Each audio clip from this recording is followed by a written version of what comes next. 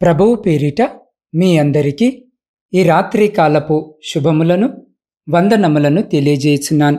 ప్రియులారా, ఈ సమయంలో ఈ వాక్యము వినుచున్న మిమ్ములందరినీ ప్రేమపూర్వకముగా ఈ రాత్రి కాలపు వాక్య ధ్యానములోనికి ఆహ్వానించున్నాను. పరిశుద్ధ లేఖన భాగమును మనము చదివినట్లయితే, అతిక్రమములను దాచిపెట్టువాడు వర్ధిల్లడు, వాటిని ఒప్పుకొని విడిచిపెట్టువాడు కనికరమును పొందును. సామెతల గ్రంథం 28వ అధ్యాయం 13వ వచనం. ప్రియ సహోదరి సహోదరులారా, చదవబడిన లేఖన భాగమును మనము పరిశీలన చేసినట్లయితే, చాలామంది ప్రార్థనకు సమాధానము రాకపోవడానికి గల ముఖ్య కారణం వారు చేసే పాపాలే. దేవుడు పాపాన్ని విపరీతముగా ద్వేషిస్తాడు. పాపుల మొరకు ఆయన ఏమాత్రము సమాధానమివ్వడు. దేవుడు పాపుల మనవి ఆలకింపడని ఎరుగుదుము. ఎవడైనను దేవభక్తియుండి ఆయన చిత్తము చొప్పున జరిగించిన ఎడల ఆయన వాని మనవిని ఆలకించును అన్న వచనము ప్రకారము, ప్రియులారా, ఈరోజు అనేకులు పాప హృదయముతో దేవుణ్ణి ప్రార్థిస్తున్నారు, దురుద్దేశములతో దేవుణ్ణి అడుగుతున్నారు. అందుకే దేవుడు సమాధానము అనుగ్రహించటలేదు. ఒక పక్క మద్యము త్రాగుతారు, మరో పక్క జాబ్ కావాలి అంటారు. ఒక పక్క వ్యభిచారము చేస్తారు, మరో పక్క వ్యాపారములో అభివృద్ధి కావాలని ప్రార్థిస్తారు. ఒక పక్క నోటితో బండబూతులు మాట్లాడుతారు, మరొక పక్క అదే నోటితో ఆశీర్వాదాలు కావాలి తండ్రి అని ప్రార్థిస్తారు. ప్రియులారా, ఇతరులను క్షమించే గుణము ఉండదు, కానీ వీరు చేసే పాపాలను మాత్రం దేవా క్షమించు అని ప్రార్థన చేస్తారు. డబ్బు అధికముగా ఉంటుంది, కానీ ఒకరికి సహాయము చేయరు. దేవుని పరిచర్యకు కూడా ఇవ్వరు, కానీ వారి ఇంట్లో శాంతి సమాధానము కావాలి అంటారు.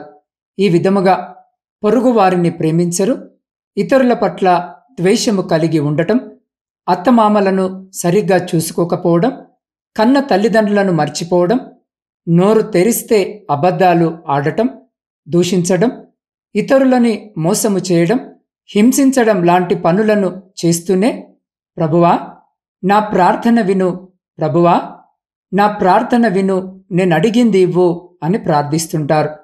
ఇట్టి హృదయంతో ప్రార్థిస్తే జవాబు ఎలా వస్తుంది? అప్పుడు దేవుడు శిక్షిస్తాడు తప్ప నీవడిగింది మాత్రం ఇవ్వడు. పైగా వీరు తాము చేస్తున్నది పాపమని కూడా గుర్తించరు, వదిలిపెట్టడానికి ప్రయత్నించరు. అవును ప్రియులారా, చాలామంది తాము చేస్తున్న తప్పులను కూడా గుర్తించట్లేదు, దేవుని సన్నిధిలో ఒప్పుకోవట్లేదు.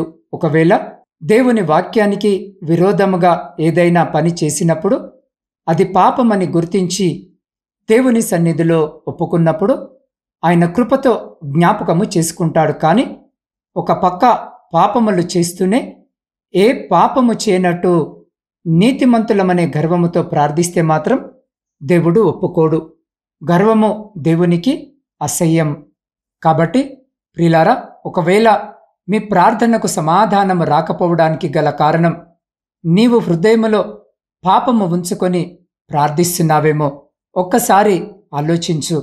దావీదు అంటున్నాడు, పాపమును మన హృదయములో లక్ష్యము చేసినప్పుడు దేవుడు మన మనవిని వినడు అని. మీ దోషములు మీకును దేవునికిని అడ్డముగా వచ్చెను, మీ పాపములు ఆయన ముఖమును మీకు మరుగుపరిచెను గనుక ఆయన ఆలకింపడు. అతిక్రమములను దాచిపెట్టువాడు వర్ధిల్లడు, వాటిని ఒప్పుకొని విడిచిపెట్టువాడు కనికరము పొందును. ప్రభు కన్నులు నీతిమంతుల మీదను, ఆయన చెవులు వారి ప్రార్థనల వైపునకు ఉన్నవి, కాని ప్రభు ముఖము కీడు చేయి వారికి విరోధముగా ఉన్నది అన్న వచనముల ప్రకారము, ప్రియులారా, మిమ్మును మీరు వాక్యముతో పరీక్షించుకోండి. దేవునికి విరోధముగా ఏదైనా పాపము చేస్తున్నట్టు మీకు అనిపిస్తే వెంటనే దేవుని సన్నిధిలో మోకరించి ఒప్పుకొని విడిచిపెట్టండి. అప్పుడు దేవుడు తప్పక మీ ప్రార్థన విని మిమ్మల్ని ఆశీర్వదిస్తాడు. ప్రియులారా, ఒక రైతు పుచ్చకాయల మొక్కలను నాటాడు. ఒకసారి అతను నగరానికి ఒక పని కొరకు వెళ్ళవలసి వచ్చింది. కావున తన కుమారునితో పుచ్చకాయల తోటను చూసుకో, ఫలమును తీసి తినవద్దు, ఎందుకంటే అవింకా పూర్తిగా పండలేదు అని చెప్పి వెళ్ళిపోయాడు. కుమారుడు తోటకు వెళ్ళి కాసిన ఒక పుచ్చకాయను చూశాడు. దానిని తీసి ఒక రాయితో పగలగొట్టి తినేశాడు. తన తండ్రి చెప్పిన దానికి వ్యతిరేకముగా నడుచుకుంటున్నాను అని తెలిసి కూడా మా నాన్న చూస్తున్నాడా ఏంటి అని మనసుకు సర్ది చెప్పుకొని ఇంటికి వెళ్ళిపోయాడు. తండ్రి తిరిగి వచ్చి తోట అంతా చూశాడు. అయితే తన కుమారుడు చేసిన తప్పును కనుగొనలేకపోయాడు. చాలా దినములు గడిచాయి. ఒకరోజు తన తల్లి పశువులను మేతకు తోలుకొని వెళ్తున్నప్పుడు ఆ స్థలములో చిన్న చిన్న పుచ్చకాయ మొక్కలు ఉండటము చూసింది. కుమారుడు తిని పడివేసిన విత్తనముల నుండి ఈ మొక్కలు మొలిచాయి అనుకున్నారు. చాలా రోజుల తర్వాత తాను చేసిన తప్పు బయటపడింది. దాని కొరకు ఆలోచిస్తున్న తండ్రితో దేవుడు ఈ విధముగా మాట్లాడాడు. జీవితంలో కొన్ని సమయాల్లో మనుషులు చేసిన తప్పులు ఇతరులకు తెలియకుండా పోవచ్చు.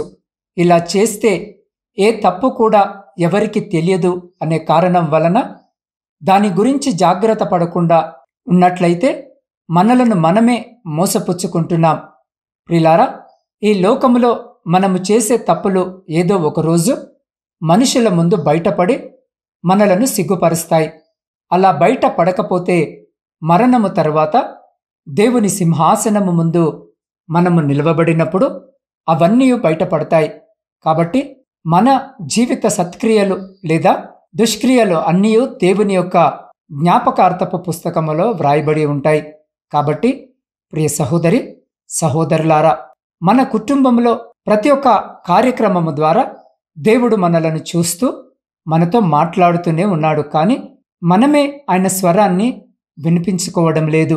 విషయము ఏదైనా దీనిలో నాకేదైనా పాఠముందా, మనం ఏదైనా నేర్చుకోవాలా, మనం మారే విషయం ఏదైనా ఉందా, మనము సరిచేసుకునే స్వభావము ఏమిటి అనే ఆలోచన మనకున్నట్లయితే ప్రభువైన యేసు క్రీస్తు మాటలను మనము గ్రహించి మన జీవితాలను మన కుటుంబాలను సరిచేసుకోవచ్చు. అటు రీతిగా మన జీవితాలను మన కుటుంబాలను సరిచేసుకొనుటకు అటువంటి గొప్ప కృప ధన్యత దేవుడు ఈ సమయంలో ఈ వాక్యము వినుచున్న మీకును మీ కుటుంబమునకును మరియు మీ ప్రియులకు వారికి ఎప్పుడు ఎల్లప్పుడూ సదా ఎల్లకాలము దయచేసి మిమ్ములందరినీ ఆయన తన కరుణగల రెక్కల చాటున సంరక్షించి కాపాడునుగాక. ఆమెన్. ప్రార్థన. కృపాసత్య సంపూర్ణుడవైన మా ప్రియ పరలోకపు పరమతండ్రి, మీ మహా గొప్ప నామానికి స్తుతులు స్తోత్రాలు వందనాలను తెలియజేయుచున్నాం. దేవ, గడిచిన దినమంతా మా పనులలోనూ ప్రయాణాలలోనూ మీరు మాకు తోడుగా ఉండి ఈ క్షణము వరకు మమ్మలందరినీ మీ కనికరము కలిగిన రెక్కల చాటున సురక్షితముగా భద్రపరిచి సజీవులనుగా ఉంచినందుకే మీకే కృతజ్ఞత వందనాలను తెలియజేయుచున్నాం. దేవా, ఈ దినము మీ ఆలయానికి వెళ్ళి మిమ్మల్ని ఆరాధించే భాగ్యం మాకిచ్చినందుకే మీకే స్తోత్రాలు తండ్రి. అయ్యా, ఆలయానికి వెళ్ళిన మేము పరిశుద్ధ హృదయముతో మీకు ప్రార్థించి మీ వాక్యాన్ని విన్న మేము ఆ వాక్యమును మా హృదయములో దాచుకొని మా జీవితాలను మార్చుకొని పచ్చని ఒలివ చెట్టు వలె ఫలించే భాగ్యము మాకు దయచేయండి.